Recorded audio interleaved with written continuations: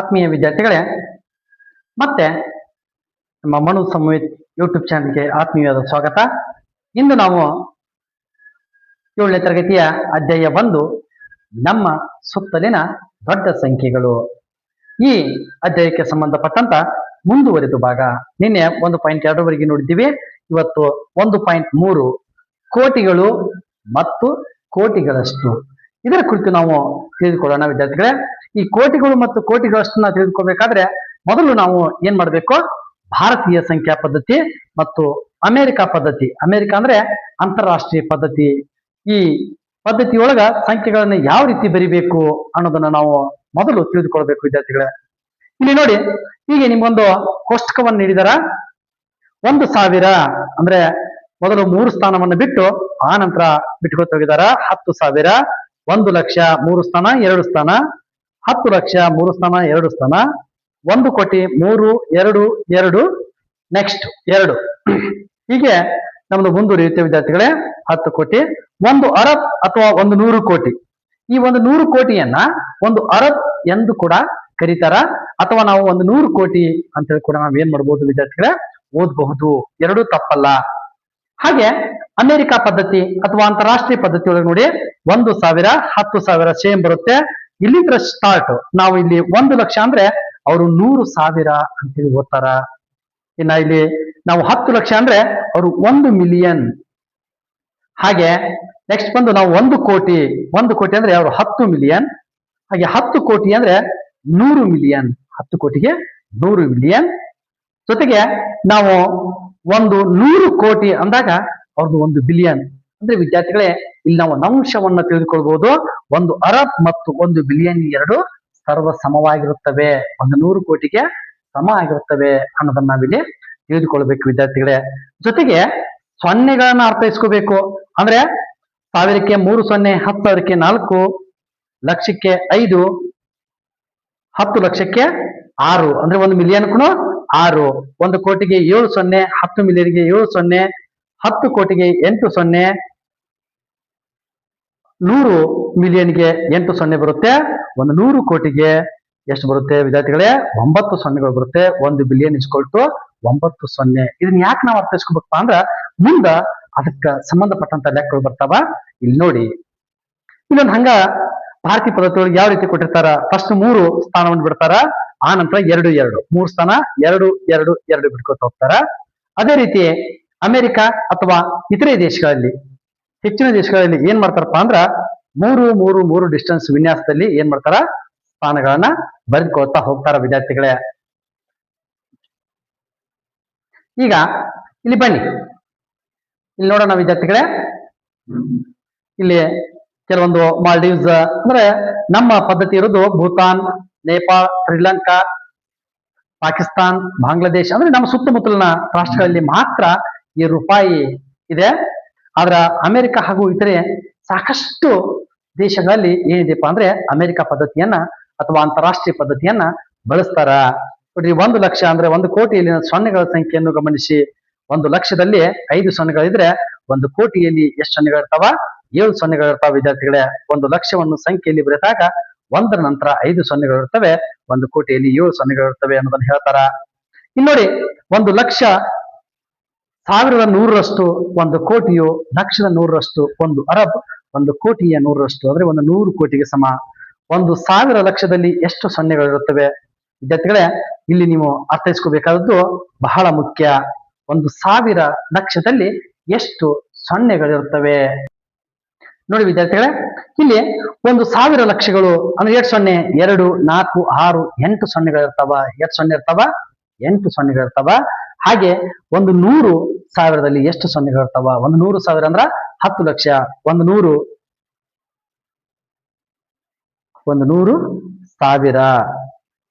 ಅಂದ್ರೆ 1 ಲಕ್ಷ ಅಂದ್ರೆ 5 ಸೊನ್ನೆಗಳು ಇಲ್ಲಿ ನಮ್ಗೆ ಕಂಡು ಬರ್ತಾವ ವಿದ್ಯಾರ್ಥಿಗಳೇ.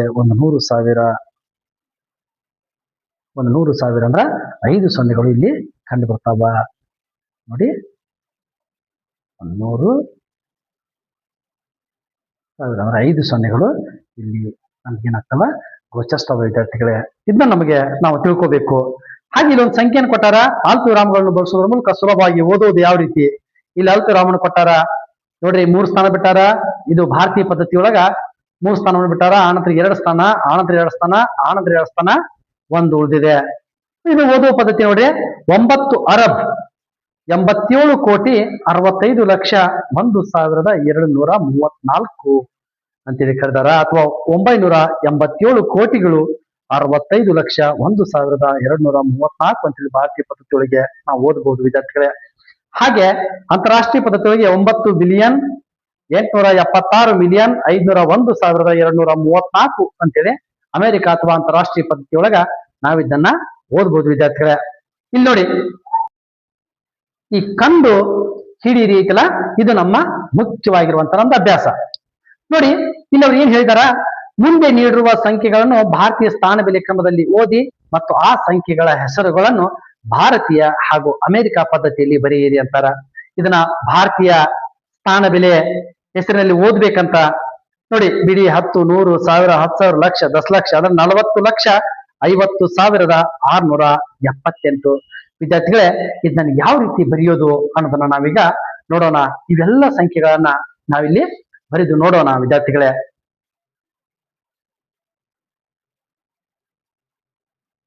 ನೋಡಿ ಇಲ್ಲಿ ಮೊದಲನೇ ಸಂಖ್ಯೆ 40,50,678. 40,50,678. ಹಾಗೆ ಅಮೆರಿಕ ಪದ್ಧತಿಯಲ್ಲಿ ಬರೆಯೋದು 4,50,678 ಅಂತೇಳಿ ನಾವು ಅಮೆರಿಕ ಪದ್ಧತಿಯೊಳಗೆ ಅದನ್ನ ಏನ್ ಮಾಡ್ತೀವಿ, ಬರಿತೀವಿ ವಿದ್ಯಾರ್ಥಿಗಳೇ. ಹಾಗೆ ಇನ್ನು ಎರಡನೇ ಪ್ರಶ್ನೆಗೆ ಬನ್ನಿ. 4,81,21,620. ಇದು ಭಾರತೀಯ ಪದ್ಧತಿ. ಭಾರತೀಯ ಪದ್ಧತಿಯೊಳಗ ಈ ರೀತಿ ಓದಿರ. ಅಮೆರಿಕ ಪದ್ಧತಿಯೊಳಗ 48,121,620 ಅಂತೇಳಿ ನಾವೇನ್ ಮಾಡಬೇಕಾಗುತ್ತೆ, ಓದ್ಬೇಕಾಗುತ್ತೆ, ಹಾಗೆ ಬರಿಬೇಕಾಗುತ್ತೆ ವಿದ್ಯಾರ್ಥಿಗಳೇ. ಇನ್ನ ಸಿಗೆ ಬನ್ನಿ. ಸಿಗೆ ಬಂದಾಗ 2,22,200 ಇದೆ. ಅದನ್ನ ಅಮೆರಿಕ ಪದ್ಧತಿಯೊಳಗ 20,22,200 ಅಂತೇಳಿ ನಾವು ಓದ್ಬೇಕಾಗುತ್ತೆ, ಹಾಗೆ ಬರಿಬೇಕಾಗುತ್ತೆ ವಿದ್ಯಾರ್ಥಿಗಳೇ. ಇನ್ನ ಡಿಗೆ ಬನ್ನಿ. 24,68,13,579 ಇಲ್ಲಿ ಬರ್ದಿದೆ, ನೋಡ್ಕೊಳ್ಳಿ ವಿದ್ಯಾರ್ಥಿಗಳೇ. ಇದನ್ನ ಅಮೆರಿಕ ಪದ್ಧತಿಯೊಳಗ 2,40,813,579 ಅಂತ ಓದ್ಬೇಕಾಗುತ್ತೆ. ಇನ್ನ ನೆಕ್ಸ್ಟ್ ಲೆಕ್ಕಕ್ಕೆ ಬನ್ನಿ. ಈ 34,50,50,543. ಯಾಕಂದ್ರೆ ಇಲ್ಲಿ 10,000 ಸ್ಥಾನದಲ್ಲಿ ಏನು ಇಲ್ಲ. ಹಾಗೆ ಅಮೆರಿಕ ಪದ್ಧತಿಯೊಳಗ ಇದನ್ನ 345,543 ಅಂತೇಳಿ ನಾವೇನ್ ಮಾಡ್ಬೇಕಾಗುತ್ತೆ, ಓದ್ಬೇಕಾಗುತ್ತೆ. ಇನ್ನ ಇದರಲ್ಲಿ ಕೊನೆಯ ಲೆಕ್ಕ ಎಫ್. ಇಲ್ಲಿ ನೋಡಿ, 1 ಅರಬ್ ಅಥವಾ 102 ಕೋಟಿ. ನಾವು 1 ಅರಬ್ ಅಂತ ಓದ್ಬೋದು ಅಥವಾ 102 ಕೋಟಿ ಅಂತೇಳಿ ಕೂಡ ಓದ್ಬೋದು. 3,04,050. ಹಾಗೆ ಅಮೆರಿಕ ಪದ್ಧತಿಯೊಳಗ 1 ಬಿಲಿಯನ್. ಇಲ್ಲಿ 2 ರೀತಿಯಾಗಿ ಓದ್ಬೋದು, ಅರಬ್ ಮತ್ತು 100 ಕೋಟಿ ಅಂತೇಳಿ. ಆದ್ರೆ ಇಲ್ಲಿ ಬಿಲಿಯನ್ ಅಂತೇಳಿ ಓದ್ಬೇಕು. 1 ಬಿಲಿಯನ್, 2 ಮಿಲಿಯನ್, 304,050. ಇವುಗಳನ್ನೆಲ್ಲವನ್ನ ಸರಿಯಾಗಿ ನೀವು ಬರೆದುಕೊಳ್ಳಿ. ಹಾಗೆ ಬರೆದುಕೊಂಡು ಪ್ರಾಕ್ಟೀಸ್ ಮಾಡಿ. ಇದೇ ರೀತಿಯಾಗಿ ಬೇರೆ ಬೇರೆ ಪ್ರಶ್ನೆಗಳನ್ನು ಕೂಡ ನೀವು ಏನ್ ಮಾಡ್ಕೋಬಹುದು ವಿದ್ಯಾರ್ಥಿಗಳೇ, ಬರಿಬೇಕು. ಈಗ ನೆಕ್ಸ್ಟ್ ಪ್ರಶ್ನೆಯನ್ನು ನೋಡೋಣ. ಇದರಲ್ಲಿರುವಂತ ನೆಕ್ಸ್ಟ್ ಪ್ರಶ್ನೆ ನೋಡಿ ವಿದ್ಯಾರ್ಥಿಗಳೇ, ಇಲ್ಲಿದೆ ನೆಕ್ಸ್ಟ್ ಪ್ರಶ್ನೆ. ಮುಂದಿನ ಸಂಖ್ಯೆಗಳನ್ನು ಭಾರತೀಯ ಸ್ಥಾನ ಬೆಲೆ ಕ್ರಮದಲ್ಲಿ ಬರೆಯಿರಿ. ಇಲ್ಲಿ ನೋಡಿ, 1 ಕೋಟಿ ಏನ್ ಹೇಳ್ತಾರ, 1 ಕೋಟಿ. ನಾವಿಲ್ಲಿ ಬರೆಯೋಣ. 1 ಕೋಟಿ, 1 ಲಕ್ಷ, 1 ಲಕ್ಷ, 1,000, 1,010. ನೋಡಿ ವಿದ್ಯಾರ್ಥಿಗಳೇ, ಬಿಡಿ 10, 100, 1000, 10,000, ಲಕ್ಷ, 10 ಲಕ್ಷ, ಕೋಟಿ. 1 ಕೋಟಿ, 1 ಲಕ್ಷ, 1,010. ಹಾಗೆ 1 ಬಿಲಿಯನ್, 1 ಬಿಲಿಯನ್, 1 ಮಿಲಿಯನ್. ನೋಡಿ ವಿದ್ಯಾರ್ಥಿಗಳು, ಇಲ್ಲಿ 1 ಮಿಲಿಯನ್ ಅಂದ್ರೆ 2 ಸ್ಥಾನವನ್ನ ಬಿಟ್ಟು ನಾವು ನೋಡ್ಕೋಬೇಕು. 1,000 1,001 ನೋಡಿ ವಿದ್ಯಾರ್ಥಿಗಳೇ, ಇದು 100, 1000, ಮಿಲಿಯನ್, ಬಿಲಿಯನ್. 10 ಕೋಟಿ 20 ಲಕ್ಷದ ನೋಡಿ 10 ಕೋಟಿ 20 ಲಕ್ಷದ 30,000 40 ಅಂದ್ರೆ 100 ಇಲ್ಲ 40. 9 ಬಿಲಿಯನ್ ನೋಡಿ 9 ಬಿಲಿಯನ್. 80 ಮಿಲಿಯನ್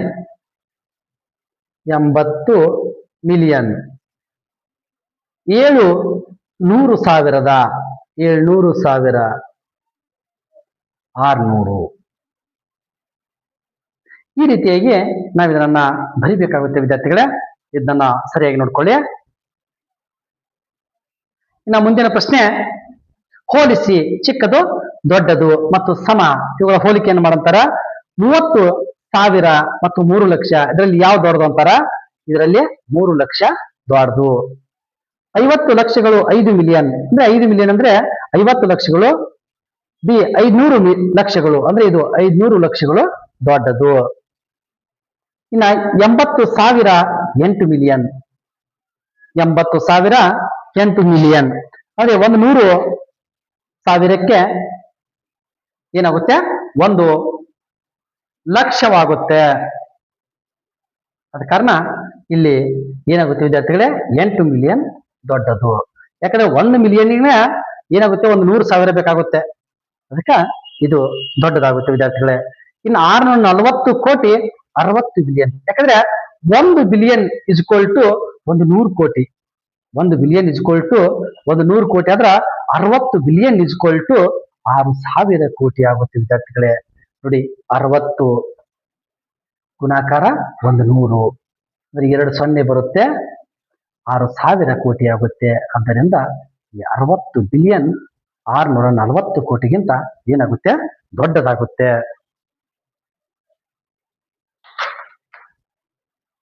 ವಿದ್ಯಾರ್ಥಿಗಳೇ, ಇಲ್ಲಿ ಇನ್ನೊಂದು ಸ್ವಲ್ಪ ಅಂಶಗಳದಾವ ನೋಡ್ರಿ. ನಿಖರ ಮತ್ತು ಅಂದಾಜು ಬೆಲೆಗಳು, ಇವುಗಳ ನಷ್ಟನ್ನ ಇದೇ ವಿಡಿಯೋದಲ್ಲಿ ತಿಳಿದುಕೊಳ್ಳೋಣ. ಮುಂದೆ ಗುಣಾಕಾರ ಮತ್ತು ಭಾಗಾಕಾರಗಳು ಬರ್ತಾವ, ಅದನ್ನ 3ನೇ ವಿಡಿಯೋದಲ್ಲಿ ನಾವು ನಿಮ್ಗೆ ತಿಳಿಸ್ಕೊಡ್ತೇವೆ ವಿದ್ಯಾರ್ಥಿಗಳೇ.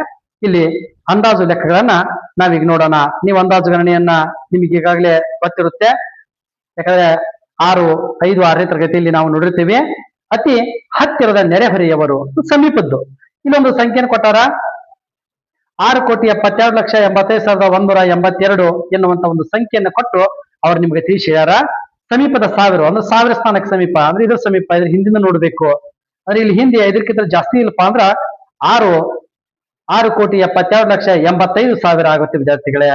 6,72,85,000 ಸಮೀಪದ 10,000 ಇಲ್ಲಿ ನೋಡಿ 6,72,90,000 ಸಮೀಪದ ಲಕ್ಷ 6,73,00,000. ಯಾಕಂದ್ರೆ ಇಲ್ಲಿ ನಾವು ಈ ಕಡೆ ಸಂಖ್ಯೆಯನ್ನ 73 ಯಾಕಾಯ್ತಪ್ಪ ಅಂದ್ರ ಇಲ್ಲಿ 90,000 ಐತಿ, ಅಂದ್ರೆ ಇದಕ್ಕಿಂತ ಹೆಚ್ಚಿದೆ, ಅರ್ಧಕ್ಕಿಂತ ಹೆಚ್ಚಿದೆ, ಆದ್ದರಿಂದ ಇಲ್ಲಿ 73 ಆಗುತ್ತೆ. ಸಮೀಪದ 10 ಲಕ್ಷಕ್ಕೆ, ಯಾಕಂದ್ರೆ ಇಲ್ಲಿ 3 ಲಕ್ಷ ಇದೆ ವಿದ್ಯಾರ್ಥಿಗಳೇ, ಆದ್ದರಿಂದ 70 ಲಕ್ಷ ಮಾತ್ರವಾಗುತ್ತೆ. ಇನ್ನು ಸಮೀಪದ ಕೋಟಿಗೆ ಇಲ್ಲಿ 70 ಲಕ್ಷ ಇರೋದ್ರಿಂದ ಇದು 50ಕ್ಕಿಂತ ಅರ್ಧಕ್ಕಿಂತ ಹೆಚ್ಚಿರೋದ್ರಿಂದ ಇದೇನಾಗುತ್ತೆ? 7 ಕೋಟಿ ಆಗುತ್ತೆ ವಿದ್ಯಾರ್ಥಿಗಳೇ. ಈ ರೀತಿಯಾಗಿ ನಾವು ಅಂದಾಜು ಮಾಡಬೇಕಾಗುತ್ತೆ. ಇನ್ನು ಅದೇ ರೀತಿ ಮುಂದಿನ ಸಂಖ್ಯೆಗಳಿಗೆ 5 ಸಮೀಪದ ನೆರೆಹೊರೆಯ ಸಂಖ್ಯೆಗಳನ್ನು ಬರೆಯಿರಿ ಎಂದಾರ. ಇಲ್ಲಿ ನಾವೀಗ ನೋಡೋಣ ವಿದ್ಯಾರ್ಥಿಗಳೇ, ಅವುಗಳನ್ನ ಬರೆಯೋಣ. ನೋಡಿ ಆ ಸಂಖ್ಯೆಗಳನ್ನ ನಾವು ಅಲ್ಲಿ ಬರೆದಕ್ಕಾಗಿ ಇದನ್ನ ಮಾರ್ಕ್ ಹಾಕಿಕೊಂಡಿದ್ದೇನೆ. ಇಲ್ಲಿ ಬರೆಯೋಣ. ಸಮೀಪದ 1000 ಇಲ್ಲಿ ನೋಡಿ, ಸಮೀಪದ 1000ಕ್ಕಂದ್ರೆ ಇದನ್ನ ನೋಡ್ಬೇಕು. ಅಂದ್ರೆ ಇದು 9 ಐತಿ, ಅಂದ್ರೆ ಇಲ್ಲಿ ಏನಾಗುತ್ತೆ? 70,000 ಆಗ್ತತಿ. 3,87,70,000. ಹಾಗೆ ಸಮೀಪದ 10,000, ಈ ಸಮೀಪದ 10,000ಕ್ಕೆ ನಾವೇನ್ ಮಾಡ್ಬೇಕಾಗುತ್ತೆ? ತಗೋಬೇಕಾಗುತ್ತೆ 10,000. ಯಾಕಂದ್ರೆ ಇಲ್ಲಿ 9 ಇರೋದಂತ ಇದು ಕೂಡ ಏನಾಗುತ್ತೆ? 3,70,000 ಆಗುತ್ತೆ ವಿದ್ಯಾರ್ಥಿಗಳೇ.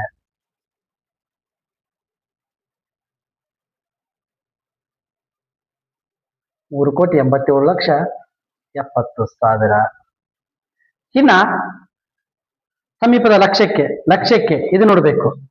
ಇಲ್ಲಾಯ್ತು, ಇಲ್ಲಿ ಏನಾಗುತ್ತೆ 3,88,00,000 ಆಗುತ್ತೆ. 88,00,000. ಇನ್ನು ಸಮೀಪ 10 ಲಕ್ಷ ಅಂದ್ರೆ ಇಲ್ಲಿ ಏನಿದೆ 7 ಇದೆ. 7 ಇರೋದ್ರಿಂದ ಇದು ಮುಂದೆ ಹೋಗುತ್ತೆ. 3,90,00,000.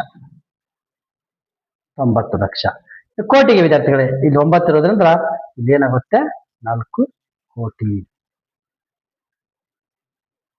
4 ಕೋಟಿ ಆಗುತ್ತೆ. 4 ಕೋಟಿ ಈ ರೀತಿ ಚಾರ್ಟ್ ಬರುತ್ತೆ. ಇನ್ನ ಈಚೆ ಕಡೆ ಸಂಖ್ಯೆಯನ್ನು ಕೂಡ ಬರೆದು ಬಿಡೋಣ. ಇಲ್ಲಿ 29,05,32,481 ಇದೆ. ಇಲ್ಲಿ 1000 ಸ್ಥಾನಕ್ಕೆ ನೋಡೋಣ. ಇಲ್ಲಿ ಇಲ್ಲ ಅಂದ್ರೆ ಇದು 2,000 ಮಾತ್ರ ಉಳಿತೆ. 29,05,32,481. ಹಾಗೆ ಇನ್ನು 10,000 ಸ್ಥಾನಕ್ಕ ನೋಡಿ ವಿದ್ಯಾರ್ಥಿಗಳೇ, ಇದು ಕೂಡ ಹಾಗೆ ಆಗುತ್ತೆ. 29,05,32,481. ಇಲ್ಲೂ ಕೂಡ 2 ಇದೆ. ಇದು ಕೂಡ ಮುಂದೆ ಜಂಪ್ ಆಗೋದಿಲ್ಲ. ಇನ್ನ ನೆಕ್ಸ್ಟ್ ಬರೋದು ಲಕ್ಷದ ಸ್ಥಾನ. ಈ ಸ್ಥಾನ ನೋಡೋಣ. ಇಲ್ಲಿ ಕೂಡ ಅದೇ ರೀತಿ ಆಗುತ್ತೆ. 29,05,00,000. ನೆಕ್ಸ್ಟ್ ಸ್ಥಾನ ಇಲ್ಲಿಗೆ ಬರೋಣ. ಇಲ್ಲಿ 5 ಇದೆ. ಇದಕ್ಕಿಂತ ನಾವು ಹೆಚ್ಚಿಗೂ ತಗೋಬಹುದು. ಆದ್ದರಿಂದ 29,10,00,000 10 ಲಕ್ಷ ಆಗುತ್ತೆ. 10 ಲಕ್ಷ ಯಾಕಾಗ್ತಪ್ಪ ಅಂದ್ರೆ ಇಲ್ಲಿ 5 ಅಥವಾ 5ಕ್ಕಿಂತ ಹೆಚ್ಚಿದೆ. ಆದ್ದರಿಂದ 10 ಲಕ್ಷ ಹೋಗುತ್ತೆ. ಇನ್ನ ಕೋಟಿ ಸ್ಥಾನಕ್ಕೆ ಬರೋಣ. ಕೋಟಿ ಇಲ್ಲೇನಿದೆ 0 ಇದೆ. ಅಂದ್ರೆ ಅಲ್ಲಿ ಆಟೋಮೆಟಿಕ್ ಆಗಿ 29 ಕೋಟಿ. 29 ಕೋಟಿ ಮಾತ್ರ ಅಂದಾಜು ಗಣನೆಯಾಗುತ್ತೆ ವಿದ್ಯಾರ್ಥಿಗಳೇ. ಸರಿ ವಿದ್ಯಾರ್ಥಿಗಳೇ, ಈ ಮುಂದೆ ಇಲ್ಲಿ ಮತ್ತೊಂದಷ್ಟು ಸಮಸ್ಯೆಗಳನ್ನು ಕೊಟ್ಟಾರ. ನನ್ನಲ್ಲಿ ಒಂದು ಸಂಖ್ಯೆ ಇದ್ದು ಅದು ಎಲ್ಲಾ ಸಮೀಪದ 5 ನೆರೆಹೊರೆಯ ಆ ಸಂಖ್ಯೆಗಳು ಯಾವಾಗಿರಬಹುದು ಅಂತ ಎಷ್ಟು ಸಂಖ್ಯೆಗಳಿವೆ ಅಂದ್ರೆ ಜೋಕ್ಷಿ ಮತ್ತು ಸರಳ ವಿಜೋಕ್ತಿಗಳ ಬೆಲೆಯನ್ನು ಅಂದಾಜಿಸುತ್ತಾರೆ. ಯಾವ ರೀತಿಯಾಗಿ ಅಂದಾಜಿಸ್ತಾರಪ್ಪ ಅಂದ್ರ 4,63,128 ಪ್ಲಸ್ 4,19,682. ಜೋಕ್ಷಿ ಹೇಳ್ತಾಳ ಇದು 8 ಲಕ್ಷಕ್ಕೆ ಸಮೀಪದಲ್ಲಿದೆ ಮತ್ತು 8 ಲಕ್ಷಕ್ಕಿಂತ ಹೆಚ್ಚಾಗಿದೆ. ಇಷ್ಟು ಹೇಳ್ತಾನ 9 ಲಕ್ಷಕ್ಕೆ ಸಮೀಪದಲ್ಲಿದೆ ಮತ್ತು 9 ಲಕ್ಷಕ್ಕಿಂತ ಕಡಿಮೆ ಇದೆ ಅಂತೇಳಿ ಈ ರೀತಿಯಾಗಿ ಅವ್ರು ಏನ್ ಮಾಡ್ತಾರ, ತಮ್ಮ ಒಳಗ ಡಿಸ್ಕಷನ್ ಮಾಡ್ತಾರ ವಿದ್ಯಾರ್ಥಿಗಳೇ, ಚರ್ಚೆ ಮಾಡ್ತಾರ.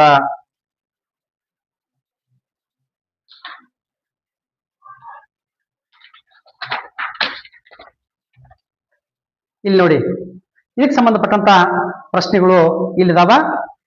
ಈ ಅಂದಾಜುಗಳು ಸರಿ ಇವೆಯೇ? ಯಾವ ಅಂದಾಜು ಮೊತ್ತಕ್ಕೆ ಸಮೀಪದಲ್ಲಿದೆ ಅಂತಾರ. ಇಲ್ಲಿ ಇಷ್ಟನ್ನ ಅಂದಾಜು ಸಮೀಪದಲ್ಲಿದೆ. ಯಾಕಂದ್ರೆ ಅದರ ಮೊತ್ತ 8,82,000 ಮೊತ್ತ 8,50,000ಕ್ಕಿಂತ ಹೆಚ್ಚು ಮತ್ತು 8 ಲಕ್ಷ ಇದಂತಾರ. ನೀವು ಏಕೆ ಹಾಗೆ ಹೆಚ್ಚುವಿರಿ? ನಾವು ಸಮೀಪದ್ದು. ಯಾಕೆ ಎರಡು ಅಂದಾಜುಗಳು ಸರಿನಾ? ಯಾಕಂದ್ರ 8,50,000 ಸಮೀಪ ಬರ್ತೈತಿ ಅಂದಾಜು.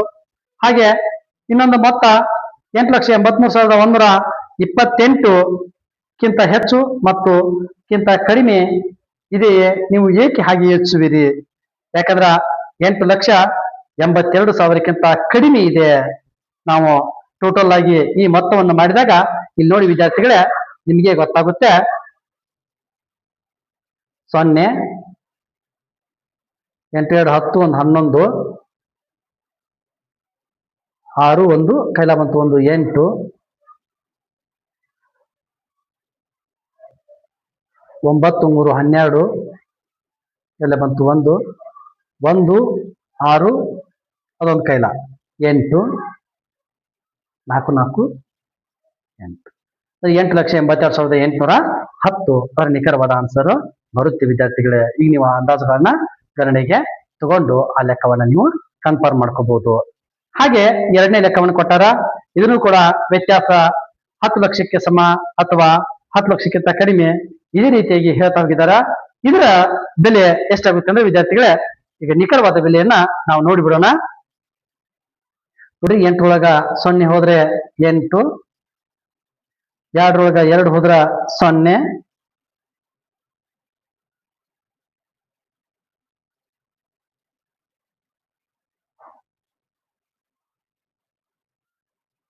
ಎರಡರೊಳಗ 2 ಹೋದ್ರ 0. ಇಲ್ಲಿ 2ರಾಗ 2 ಹೋಗುತ್ತೆ. ಇನ್ನು 1ರೊಳಗ 0 ಹೋಗೋದಿಲ್ಲ, ಹಾಗಿದ್ರೆ ಇಲ್ಲಿ ಒಂದೇ ಬರುತ್ತೆ. ಹಾಗೆ 3ರೊಳಗ 0 ಹೋದ್ರೆ 3 ಬರುತ್ತೆ ವಿದ್ಯಾರ್ಥಿಗಳೇ.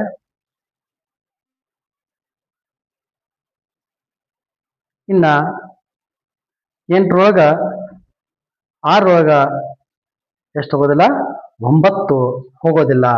ಅಂದ್ರೆ ನಾವು ಕೈಲಾವನ್ನು ತಗೊಂಡಿವಿ ಅಂದ್ರೆ 16ರೊಳಗ 9 ಹೋದ್ರ ಇಲ್ಲಿ 7 ಬರುತ್ತೆ ವಿದ್ಯಾರ್ಥಿಗಳೇ. 7 ಎಲ್ಲ ಬಂತು 1, ಇಲ್ಲಿ ಇದು 5 ಆಗುತ್ತೆ. ಇದು 14ರಾಗ 5 ಹೋದ್ರ ನೇರವಾಗಿ ಎಷ್ಟು ಬರುತ್ತೆ, 9 ಬರುತ್ತೆ ವಿದ್ಯಾರ್ಥಿಗಳೇ. ಈ ರೀತಿಯಾಗಿ ಈ ಲೆಕ್ಕ ಬರುತ್ತೆ. ಸರಿ, ಇದೇ ರೀತಿ ಲೆಕ್ಕಗಳನ್ನ ನೀವು ಅಂದಾಜು ಮಾಡ್ತಾ ಹೋಗಿ ಅಂತಾರ. ವಿದ್ಯಾರ್ಥಿಗಳೇ, ಈ ನಗರಗಳ ಜನಸಂಖ್ಯೆಯನ್ನು ಕೊಟ್ಟಾರ. ನಾವು ನಗರಗಳ ಜನಸಂಖ್ಯೆಯನ್ನ ಕೋಟಿಗಳಲ್ಲಿ ಲೆಕ್ಕವನ್ನು ಮಾಡ್ತೇವೆ, ಕೋಟಿ ಮತ್ತು ಲಕ್ಷಗಳಲ್ಲಿ. ಇಲ್ಲಿ ಮುಂಬೈ ನಗರ, ನವದೆಹಲಿ, ಇವೆಲ್ಲ ಬೆಂಗಳೂರು, ಹೈದರಾಬಾದ್ ಎಲ್ಲವನ್ನು ಕೊಟ್ಟಿದ್ದಾರ. ಅವುಗಳಲ್ಲಿ ವ್ಯತ್ಯಾಸ ಎಷ್ಟು ಹೆಚ್ಚಳ ಆಗಿದೆ ಅನ್ನೋದನ್ನ ಇಲ್ಲಿ ಬರ್ತಾ ಹೋಗಿದ್ದೇನೆ ವಿದ್ಯಾರ್ಥಿಗಳೇ. ಇದು ಮೋಸ್ಟ್ ಇಂಪಾರ್ಟೆಂಟ್ ಬರುತ್ತೆ ನೆಕ್ಸ್ಟ್ ಕೇಳುವಂತ ಪ್ರಶ್ನೆಗಳಿಗೆ. ಇಲ್ಲಿ ನೋಡ್ತಾ ಸಾಗಿ, ಪ್ರತಿಯೊಂದನ್ನು ಬರ್ದಿದ್ದೀನಿ. ನೀವು ಕೂಡ ಅದನ್ನ ಏನ್ ಮಾಡ್ರಿ, ನೋಟ್ ಮಾಡ್ಕೊಡ್ರಿ. ಇದು ಒಂದು ಮೈನಸ್ ಆಗಿದೆ ವಿದ್ಯಾರ್ಥಿಗಳೇ. ಕೋಲ್ಕತ್ತಾ ಮೈನಸ್ ಆಗಿದೆ, ಕಡಿಮೆ ಆಗಿದೆ ಜನಸಂಖ್ಯೆ. ನೋಡಿ, ಸುರತ್ತು. ಈ ವಡೋದರ ಡಬಲ್ ಆಗಿದೆ ವಿದ್ಯಾರ್ಥಿಗಳೇ. ಡಬಲ್ಗಿಂತ ಇನ್ನೂ ಹೆಚ್ಚಾಗಿದೆ. ಯಾಕಂದ್ರೆ 16,90,000 ಇದ್ದು 18,62,000 ವ್ಯತ್ಯಾಸವಾಗಿದೆ. ಅಂದ್ರೆ ಬಹಳ ಏರಿಕೆಯಾಗಿದೆ. ನೋಡ್ಕೋತ ಸಾಗಿ ಎಲ್ಲವನ್ನ ಇಲ್ಲಿ ನಾವೇನ್ ಮಾಡಿದೀವಿ, ನೋಟ್ ಮಾಡಿದೀನಿ. ಅದನ್ನ ನೀವು ಕೂಡ ನೋಟ್ ಮಾಡ್ಕೊರಿ. ಇಲ್ಲಿ ಕೆಳಗ ಕೆಲವೊಂದು ಪ್ರಶ್ನೆಗಳಿದಾವ. ಮೇಲಿನ ಕೋಷ್ಟಕದಲ್ಲಿ ನೀಡುವ ಮಾಹಿತಿಯ ಪ್ರಶ್ನೆಗಳಿಗೆ ಈ ದತ್ತಾಂಶದ ಬಗ್ಗೆ ನಿಮ್ಮ ಸಾಮಾನ್ಯ ವೀಕ್ಷಣೆ ಏನು, ಅದನ್ನು ತರಗತಿಯಲ್ಲಿ ಹಂಚಿಕೊಳ್ಳಿ. ವೀಕ್ಷಣೆ ಅಂದ್ರೆ ಹೆಚ್ಚಳ, ಕಡಿಮೆ, ಹೆಂಗೆ ವರ್ಷದಿಂದ ವರ್ಷಕ್ಕೆ ಹೆಚ್ಚಳ ಆಗುತ್ತೆ ಅನ್ನೋದನ್ನ ತಿಳ್ಕೊಂಡಿರ್ತೀವಿ. ಶೀರ್ಷಿಕೆ ಏನಪ್ಪಾ ಅಂದ್ರ ಜನಸಂಖ್ಯೆಯ ಹೆಚ್ಚಳ ಅಥವಾ ಜನಸಂಖ್ಯೆಯ ಬೆಳವಣಿಗೆ ಅಂತೇಳಿ ನಾವು ಇದಕ್ಕ ಶೀರ್ಷಿಕೆಯನ್ನು ಕೊಡಬಹುದು. ಜನಸಂಖ್ಯಾ ಬೆಳವಣಿಗೆ.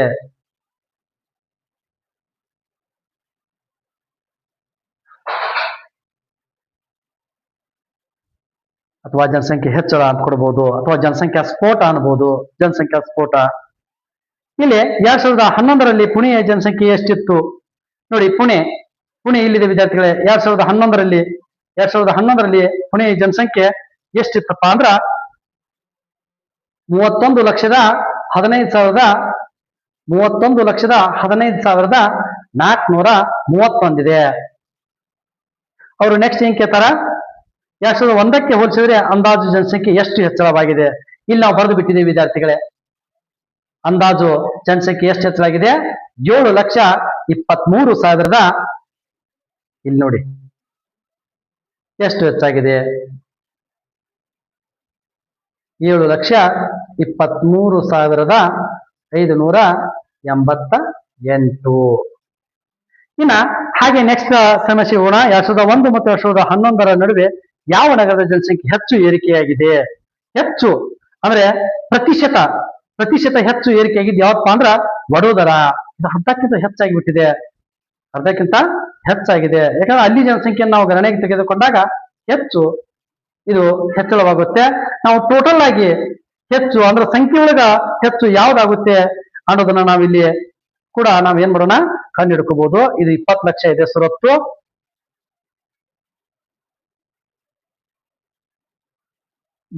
ಮುಂಬೈ 4 ಲಕ್ಷ ಇದೆ. ಇಲ್ಲಿ ನೋಡಿ ಬೆಂಗಳೂರು 41 ಲಕ್ಷ ಹೆಚ್ಚಳವಾಗಿದೆ. ಬೆಂಗಳೂರು ಎಷ್ಟಾಗಿದೆ, 41. ಸಂಖ್ಯಾಗನುಗುಣವಾಗಿ ನಾವು ಹೆಚ್ಚಳವನ್ನು ತಗೊಂಡ್ರ ಬೆಂಗಳೂರು 41 ಲಕ್ಷವಾಗಿದೆ. ಆದ್ರ ಹಿಂದಿದ್ದಕ್ಕ ಈಗ ವ್ಯತ್ಯಾಸ ತಗೊಂಡ್ರ ಅದು ವಡೋದರ ಆಗುತ್ತೆ. ಆದ್ರೆ ಅತ್ಯಂತ ಹೆಚ್ಚಳವಾಗಿದೆ ಯಾವತ್ತಪ್ಪ ಅಂದ್ರ ನಮ್ಮ ಬೆಂಗಳೂರು. ನೋಡಿ, ನಮ್ಮ ಬೆಂಗಳೂರು 41,24,644 ಹೆಚ್ಚಳವಾಗಿದೆ. ಅಂದ್ರೆ ಇಲ್ಲಿ ಬೆಂಗಳೂರು.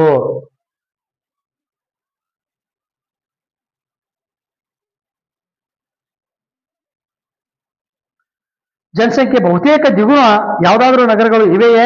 ಅವು ಯಾವುವು? ಹೌದು, ಒಂದೇ ಇದೆ. ಅದ್ಯಾವುದು ಒಂದೇ ಇದೆ, ಅದು ವಡೋದರ. ಈ ವಡೋದರ ಎನ್ನುವಂತ ನಗರ ದ್ವಿಗುಣಗೊಂಡಿದೆ. ಇಲ್ಲಿ ನಾವು ಅದನ್ನ ಬರಿಬಹುದು, ವಡೋದರ. ಉಳಿಕೆದರಲ್ಲಿ ಆಗಿಲ್ಲ ವಿದ್ಯಾರ್ಥಿಗಳೇ. ಪಾಟ್ನಾ ಜನಸಂಖ್ಯೆಯನ್ನು ಯಾವ ಸಂಖ್ಯೆಯಿಂದ ಗುಣಿಸಿ ಮುಂದೆ ನಗರಕ್ಕೆ ಸಮೀಪದ ಜನಸಂಖ್ಯೆಯನ್ನು ಪಡೆಯಬಹುದು? ಪಾಟ್ನಾ ನೋಡ್ರಿ, ಪಾಟ್ನಾ ಇದೆ. ಪಾಟ್ನಾ ಜನಸಂಖ್ಯೆಯನ್ನು ಯಾವ ಸಂಖ್ಯೆಯಿಂದ ಗುಣಿಸಿ ಮುಂಬೈ ನಗರಕ್ಕೆ ಸಮೀಪದ ಸಂಖ್ಯೆಯನ್ನ ಪಡೆಯಬಹುದು ಅಂತಾರ. ಇಲ್ಲಿ ನೋಡಿ ವಿದ್ಯಾರ್ಥಿಗಳೇ, ಇಲ್ಲಿ ಪಾಟ್ನಾ ಜನಸಂಖ್ಯೆ ಎಷ್ಟಿದೆ? 16,84,000 ಇದೆ. ಅದೇ ಮುಂಬೈ ಜನಸಂಖ್ಯೆ ಎಷ್ಟಿದೆ? 1,24,00,000 ಇದೆ. 16ಕ್ಕ ನಾವು ಗುಣಾಕಾರ ಮಾಡ್ಬೇಕಾದ್ರ ಇದಕ್ಕೆ ನಾವು 7 ಅಥವಾ 8ರಲ್ಲಿ ಹೆಚ್ಚು ಮಾಡಿದ್ರೆ ಸ್ವಲ್ಪ ಹೆಚ್ಚು ಬರುತ್ತೆ. ಅಂದ್ರೆ 1,34,00,000 ಬರುತ್ತೆ.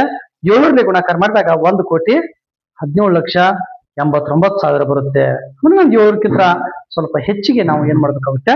ಗುಣಾಕಾರವನ್ನ ಮಾಡ್ಬೇಕಾಗುತ್ತೆ ವಿದ್ಯಾರ್ಥಿಗಳೇ. ನೆಕ್ಸ್ಟ್ ಬರೋದು ವಿದ್ಯಾರ್ಥಿಗಳೇ ಗುಣಲಬ್ಧಗಳಲ್ಲಿ ವಿನ್ಯಾಸಗಳು.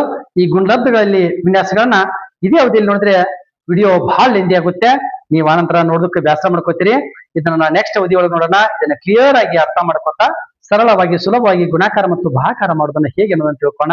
ಇಲ್ಲಿವರೆಗೆ ವಿಡಿಯೋವನ್ನ ವೀಕ್ಷಿಸಿದ್ದಕ್ಕೆ ಧನ್ಯವಾದಗಳು. ಈ ಮುಂದಿನ ಅಧ್ಯಾಯದ ಪ್ರಶ್ನೋತ್ತರಗಳು ನಿಮ್ಗೆ ಅವಶ್ಯಕತೆ ಇದ್ರೆ ನಮ್ಮ ಚಾನಲ್ ಸಬ್ಸ್ಕ್ರೈಬ್ ಮಾಡ್ಕೊಳ್ಳಿ. Thank you.